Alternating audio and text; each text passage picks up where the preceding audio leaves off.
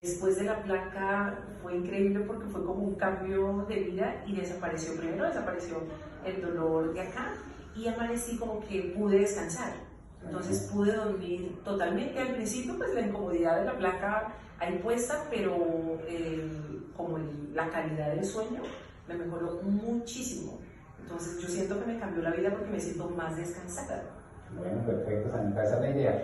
Esa es la idea de una placa neurorelajante, ¿sí? Que genere bienestar, que sea diferente el descanso. Cuando se están bien programadas o bien elaboradas, las placas neurorelajantes generan esos efectos en los pacientes que lo usan.